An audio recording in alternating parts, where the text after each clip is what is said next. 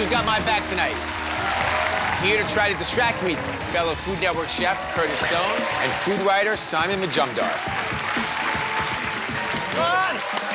Who wants to see Bobby go down?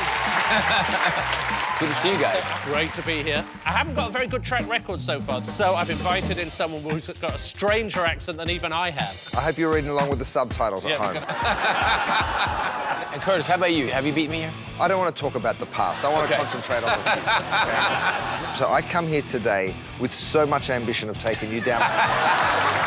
So who you guys got tonight?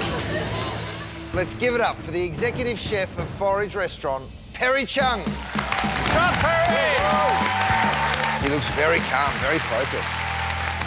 Give a loud round of applause to the owner of Chef's Most Wanted Catering, Executive Chef Richard Mancini. Whoa! Did you step on an electric line on the way in or something?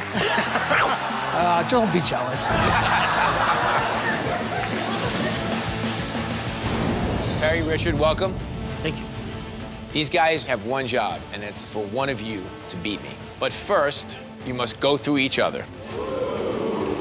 You'll have 20 minutes to make an ingredient of my choice the star of your dish. And that ingredient is razor clams. Oh, fantastic. Great. You know what you're gonna do? Oh, yeah. Do you? Yeah. I thought this would be a little tougher than that. I'm super stoked. I know I want to do a Chinese approach. I definitely have my plan down. I want to keep it Mediterranean. I want to keep it rustic. Curtis and Simon will taste and decide which one of you goes up against me in round 2. 20 minutes on the clock, go.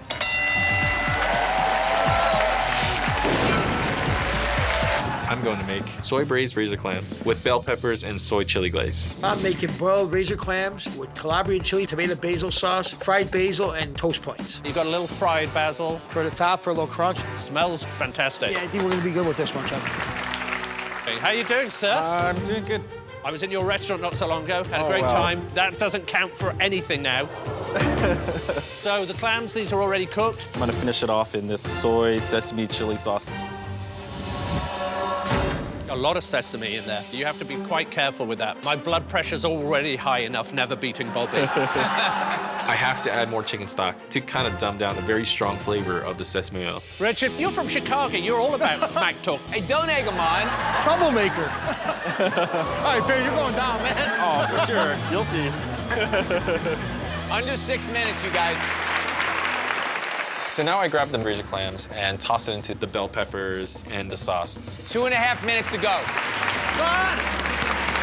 So on my dish, I have my shells, my clams, and scoop my sauce right over the top. I'm going to place my toast points and garnish the top with some fried basil. 30 seconds to go. I put the empty clam shells on my bed of Napa cabbage and bell peppers. 10, Chop the cooked razor clams, 7, 6, 5, and then finish with the cilantro green onion mixture. 2, 1. We're here with one mission, and that's to see our friend Bobby Flay go down in flames.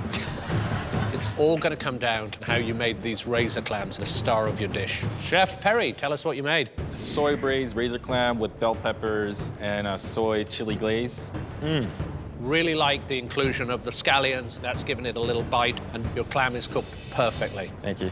I am having a big problem with the peppers. They're a little raw, so they add a bitterness in the mouth at the end. The clam is cooked beautifully. Beautiful flavors throughout the dish. The cilantro and the scallions brings a real pop of freshness. And I have to agree with Simon, the peppers for me feel a little acidic and there's no real need for them. Tell us about your dish, Richard. For today, I made for you a boiled razor clam with a Calabrian chili, tomato-basil sauce, toast points, and fried basil leaf. I've got to tell you, Richard, the sauce here is really phenomenal. Thank you. There's beautiful acidity, some really nice sweetness, but the razor clam could have spent a little less time in that blanching liquid because it does have a little bit of a chewiness to it. That sauce is sensational. I get that acidity, the garlic, the wine, but I think the clam kind of got a little bit hidden because your sauce is so good. This is a terrific dish. I'm just wondering whether the clam is the star of it. Perry really nailed the razor clam, but Richard's sauce was delicious, so we'll see what happens. We can only choose one chef that'll beat Bobby Flay, and that chef is Chef Perry. Well, I guess my sauce is just too damn good. I'm gonna go back home and spend more time with my son, so it'll all be good. Great job. Well done. You cooked the razor clam perfectly, and that's what got you there. We think you've got techniques that could really upset Bobby, and don't let me down, otherwise I'm never coming in your restaurant again. You really want to take down Flay. Oh, you have no idea.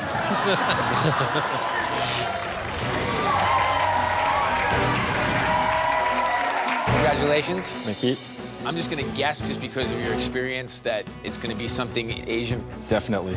Okay. Why don't you tell us what we're cooking? My signature dish today is crispy spring rolls. Oh. You can serve us frozen ones if you like, Bobby.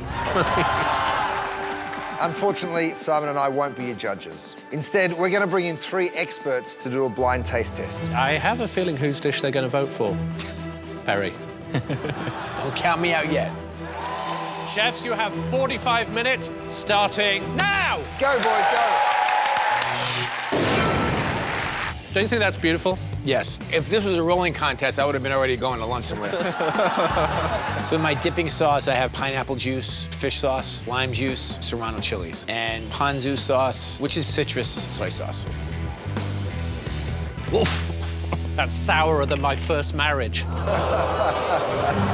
Perry, it's looking really good. You have 13 minutes left, chefs. Let's hear it for Perry.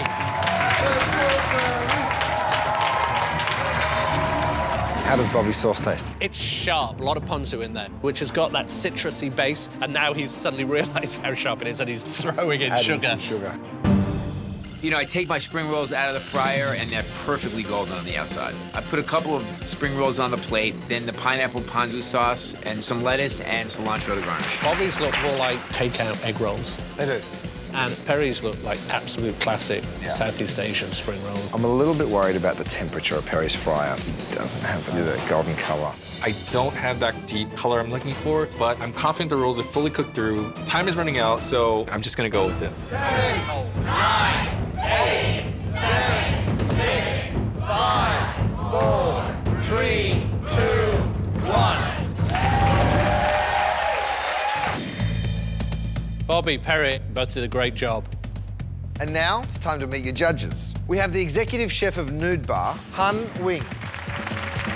Cookbook author, Pamela Morgan. And the chef owner of Little Frankie's and Supper, Frank Prizenzano. The challenge was crispy spring roll. Please start with the dish in front of you.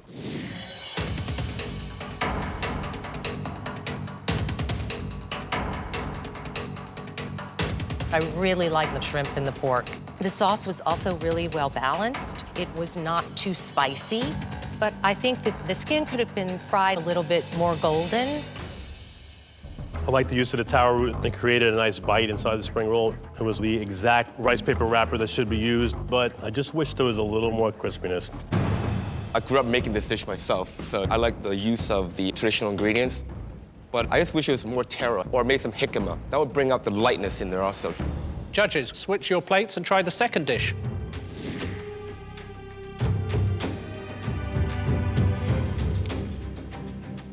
It's not a traditional Vietnamese spring roll wrapping. It is fried correctly, though. It's nice and golden brown. I was quite surprised by the taste of the filling. Lots of fish, and there's pineapple in this sauce. That's really unique. I actually like the sauce, and I think that if you want to use fish, it's fine, but when you overcook it, it kind of sticks to your teeth. My favorite thing about this dish was definitely the sauce. It was well balanced, it had good acid, but the wrapper was very bunched up on the ends, which is not pleasant. And then why would you cook yellowtail in the first place? Frank, don't hold back. Just tell us what you really think, you know? Then you thought I was a tough judge. Wow. Judges, you must take a vote. Frank always tells it the way it is. I definitely took some chances, but I think for my first ever spring rolls, I'm just happy that I finished the plate. It's a unanimous decision. And the winner is... Chef Perry. Yeah!